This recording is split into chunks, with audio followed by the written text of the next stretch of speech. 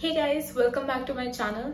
इस वीडियो में मैं आपको बताऊंगी कि आप टर्की वीजा के लिए कैसे अप्लाई कर सकते हो, क्या प्रोसेस है, क्या डॉक्यूमेंट्स चाहिए और कितना टाइम लगता है। तो यस, अगर आपको भी टर्की जाना है और आप एलिजिबल हो तो आप ऐसे टर्की ई वीजा के लिए अप्लाई कर सकते हो। तो लेट्स गो। अब सबसे पहली बात, टर्की ई वीजा क्या होता है। मतलब e visa is basically electronic visa, तो आप उसको कहीं से भी अप्लाई कर सकते हो।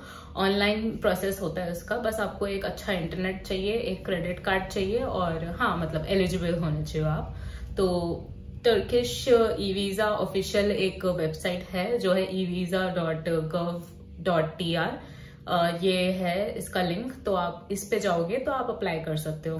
तो बहुत ही सिंपल सा, स्ट्रेट फॉरवर्ड सा प्रोसेस है और मुश्किल से 10 मिनट लगता है पूरे प्रोसेस होने में और आपको अपना ई वीजा मिलने में। तो हाँ, अगर आप एलिजिबल हो तो आप आई वुड रियली रिकमेंड कि आप वो यूज करो, क्योंकि एक तो वो चीपर भी है और ऊपर से एम्बेसी जितना नाटक भी नहीं होता है। तो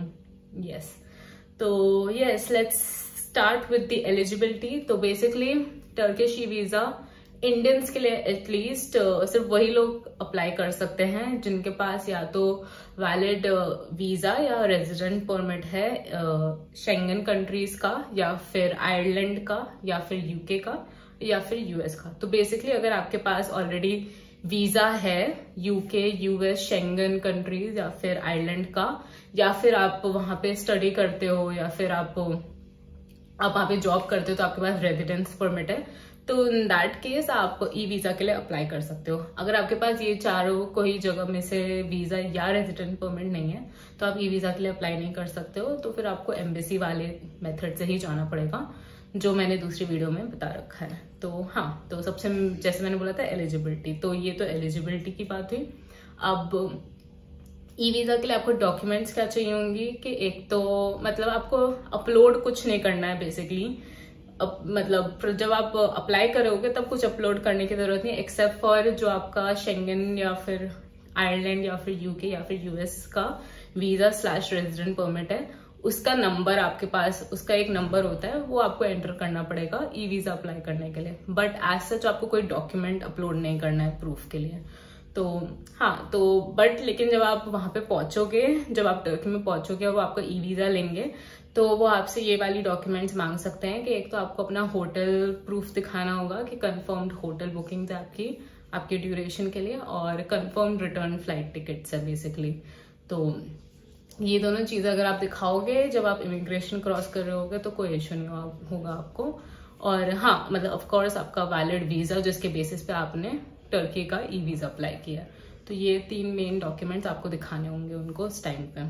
अब बात करते हैं टर्की वीजा के कॉस्ट की। तो वो इंडियंस के लिए है 43 USD।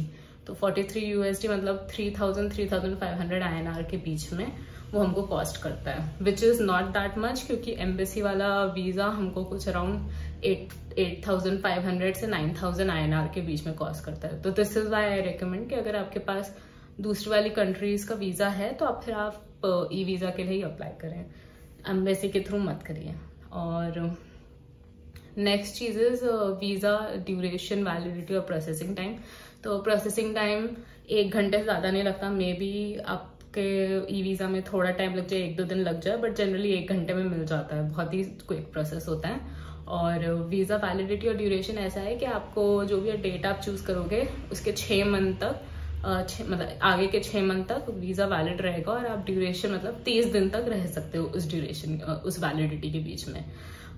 ई वीजा आपको सिर्फ 30 डेज का ही मिलेगा, आपको उससे ज्यादा का नहीं मिलता है। तो अगर आपको ज्यादा दिन के लिए रुकना है तो फिर आपको दोबारा एम्बेसी वाले वीजा से अप्लाई करना पड़ेगा। तो ये सब तो बेसिक बातें हो गई कि डॉक्यूमेंटेशन क्या चाहिए, प्रोसेसिंग टाइम क्या चाहिए और फीस क्या होती है। अब आते हैं मेन चीज पे कि आप अप्लाई कैसे कर सकते हैं। तो जैसे मैंने पहले बताया आपको कि आपको ऑफिशियल वेबसाइट पे जाना होगा जो है evisa.gov.tr, ये रहा लिंक, और यहाँ पे जाके आप न्यू एप्लीकेशन पे क्लिक कीजिए, ठीक है। उसके बाद जब आप न्यू एप्लीकेशन पे क्लिक करेंगे तो वहां पे वो आपसे पूछेंगे कि आपका कंट्री, ओरिजिन कंट्री कौन सा है, बेसिकली कंट्री / रीजन, और उसके बाद वो पूछेंगे आप कौन सा ट्रैवल डॉक्यूमेंट मतलब के बेसिस पे अप्लाई कर रहे हो, और नीचे ऐसी वेरिफिकेशन के लिए आएगा। तो कंट्री आप ऑब्वियसली इंडिया चूज करोगे, ट्रैवल डॉक्यूमेंट में ऑर्डिनरी पासपोर्ट, और फिर कैप्टा जो है वो फिल करने के बाद वेरीफाई कर दीजिए। ठीक है, तो ये तो आपका लॉग इन टाइप्स का हो गया है बेसिकली। नेक्स्ट जो होता है वो है कि वो पूछेंगे कि आपका अराइवल डेट इन टर्की। तो ऐसा नहीं है कि जिस दिन का फ्लाइट आप सोच रहे हो उसी दिन का एग्जैक्ट बुक करो, आप आगे पीछे का कर सकते हो। बेसिकली अगर आप दिसंबर में जाने का प्लान कर रहे हो, दिसंबर 15 के राउंड, तो आप दिसंबर 1 का अराइवल डेट टेंटेटिव डाल सकते हो, क्योंकि आपको वैलिडिटी तो मिलेगा 1 दिसंबर से 1 मई तक का, 6 महीने का बेसिकली।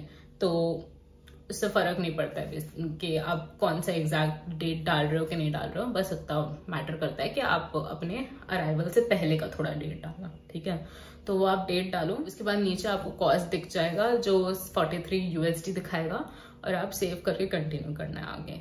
ठीक है, नेक्स्ट पेज पे आपको सारे प्री रिक्विजिट दिखेंगे जो आपको चेक करने हैं। तो मैं ये थोड़ा पढ़ के बता देती हूँ आपको जो मैंने किए थे, कि माई passport covers the period that I will be staying in Turkey. Basically आपका पासपोर्ट वैलिड होना चाहिए आपके स्टे पीरियड के लिए। उसके बाद है कि आपके पास वही जैसे मैंने बोला था, आपके पास रिटर्न फ्लाइट टिकट होना चाहिए, होटल रिजर्वेशन होना चाहिए, और आपके पास $50 पर डे के हिसाब से होना चाहिए। जनरली वो $50 वाला देखेंगे नहीं, उनको मैटर करेगा कि आपके पास होटल स्टे और रिटर्न फ्लाइट टिकट्स बुक्ड है कि नहीं है। वो बैंक स्टेटमेंट आज सच मांगते नहीं है इसके लिए। उसके बाद तीसरा पॉइंट होता है कि आप बिजनेस के लिए नहीं ट्रैवल कर रहे हो, आप बिजनेस या फिर टूरिज्म पर्पस के लिए ही ट्रैवल कर रहे हो। इसके अलावा अगर आप ट्रैवल कर रहे हो तो एम्बेसी वीजा अप्लाई करना पड़ेगा। उसके बाद वही है कि वैलिड सपोर्टिंग डॉक्यूमेंट है आपके पास, के शेंगन कंट्री, आयरलैंड, यूके या फिर यूएस का वीजा या रेजिडेंट परमिट है आपके पास जो आप दिखा सकते हो। एंड फाइनली वो होता है कि आप कंफर्म करो कि आपके पास आप ये सारे जो क्राइटेरिया है वो मीट कर रहे हो, उसके बाद ये एप्लीकेशन फॉरवर्ड कर रहे हो। तो हाँ, तो ये आपको टिक करना होगा। जब ये सब आप टिक कर लोगे तो आपको आपका पर्सनल डिटेल्स फिल करने को आएगा, जिसमें बेसिक चीज होगी कि नेम, मतलब full name type, date of birth, आपका नेशनैलिटी, अगर आपको कोई और नेशनैलिटी थी वो भी मेंशन करनी होगी, और कि आपका पासपोर्ट नंबर क्या है, वैलिडिटी कब की है पासपोर्ट की, आपकी एक्सपायरी कब की है, और वीजा डॉक्यूमेंट, आप सपोर्टिंग वीजा डॉक्यूमेंट क्या दिखा रहे हो कि वो वीजा, मतलब सपोर्टिंग डॉक्यूमेंट क्या दिखा रहे हो ई वीजा के लिए कि वो वीजा है या फिर रेजिडेंट परमिट है, और फिर नीचे उसका नंबर भी आपको मेंशन करना होगा। और इसके अलावा वही ईमेल एड्रेस, आपका फ़ोन नंबर, आपका एड्रेस, और ये सब डिटेल्स करने के बाद आप सेव करिए। तो अगले पेज पे आपको ये सब कुछ रिव्यू करने को आएगा, तो मेक श्योर कि आपकी सारी डिटेल्स सही भरी हो, क्योंकि यही आपके ई वीज़ा पे छपेगा। तो अगर कुछ भी गलत छपा तो वो आपका ई वीज़ा इनवैलिड हो जाएगा और फिर आपको नया ई वीज़ा अप्लाई करना पड़ेगा। तो ये स्टेप बहुत इंपॉर्टेंट है, एक बार चेक कीजिए सारी डिटेल्स सही है कि नहीं है। अगर कुछ गलत है तो एडिट करिए और फिर आगे के स्टेप पे जाइए वेरीफाई करने के लिए। फिर एक बार जब आप वेरिफिकेशन कर लेंगे तो आपको पेमेंट का पोर्टल आएगा, जिसमें आप क्रेडिट कार्ड यूज कर सकते हो या फिर अपना इंटरनेशनल डेबिट कार्ड यूज कर सकते हो। बेसिकली कोई भी वीजा या मास्टर कार्ड चल जाएगा इसमें।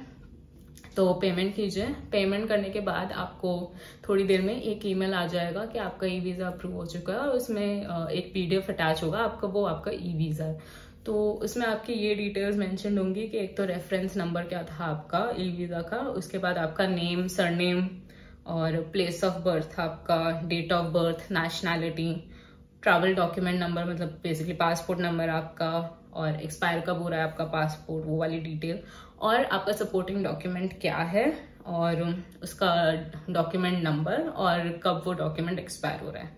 एंड फिर दूसरे और एक चीज होगी कि number of entries. Generally e visa में हमको इंडियंस को सिर्फ सिंगल एंट्री अलाउड है, मल्टीपल एंट्री अलाउड नहीं है, तो वो सिंगल लिखा होगा वहां पे, और वैलिड फ्रॉम और वैलिड अंटिल वाली डेट्स लिखेंगी। बेसिकली वो 6 महीने का जो भी आपने फर्स्ट डेट डाला है उधर से लेके 6 महीने तक वैलिड होगा, एंड ड्यूरेशन ऑफ स्टे में 30 डेज होगा।